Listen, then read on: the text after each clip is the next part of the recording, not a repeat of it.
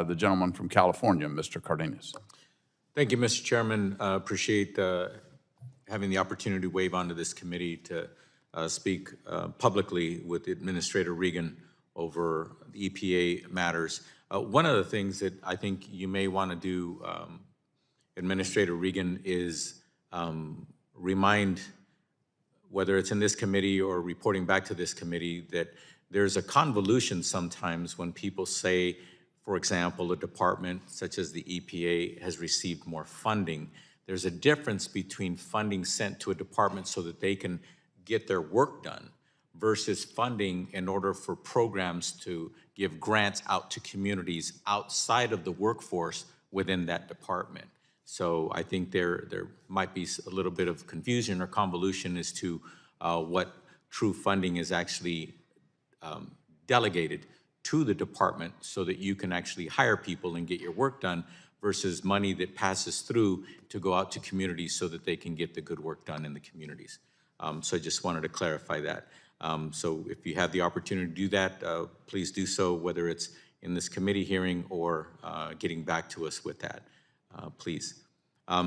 Also, I'd like to focus today on EPA's Clean School Bus program. As you know, last Congress, we enacted a transformational infrastructure package known as the Bipartisan Infrastructure Law, which makes $5 billion available to schools to replace their diesel buses. The genesis of this effort is the Clean Community for Kids Act, which I proudly champion alongside Congresswoman Hayes and Senators Padilla and Warnock. We know all too well the health risks posed to children when riding dirty, outdated diesel school buses.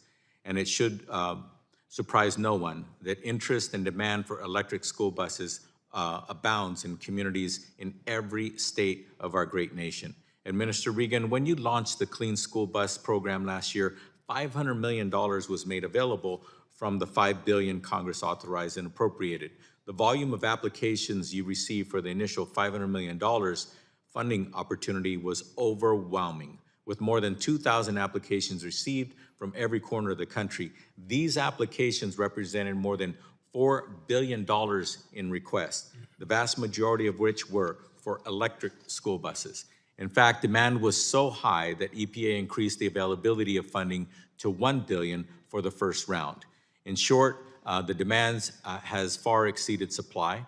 More than 20 million students across the United States ride school buses every day, which exposes them to significant air pollution.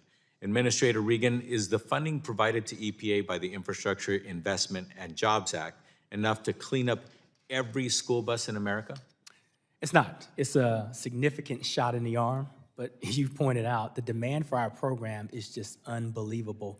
The majority of it is electric school buses, but we're also getting applications in for propane and compressed natural gas. And so there are a lot of low carbon solutions out there for low income, rural communities all across this country, and they're excited about this program. So actually, some cleaner fossil fuel methods are allowed under this program.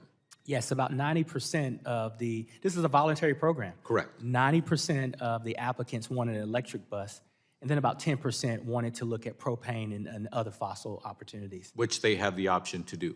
And we granted them. Can you point that out?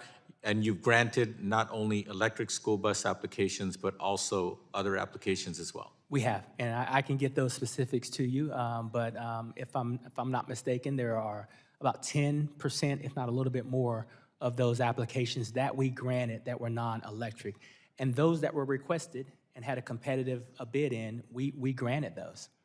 Well, the reason why I appreciate the fact that you just pointed that out is because far too often in this committee, the Energy and Commerce Committee, some of my colleagues try to make it seem as though the Biden administration and the Democrats in Congress are only interested in electric vehicles and not looking at a broader solution to make sure that we transition away from our carbon footprint today and actually clean up our act literally and get to the point where we can still have reliability, we can still have affordability, and we can still actually get it done while cleaning up our act. Is that the objective of EPA, is to make sure that we can transition effectively into a cleaner future? Absolutely, and our numbers and our efforts and everything point to that and prove that. It's irrefutable data that exists. Mm-hmm.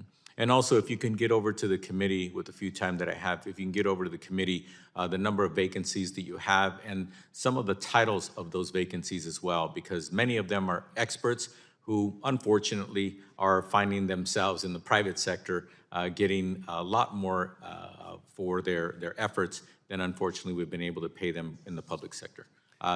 Thank you so much for your generosity, Mr. Chairman. My time's expired, and I yield back.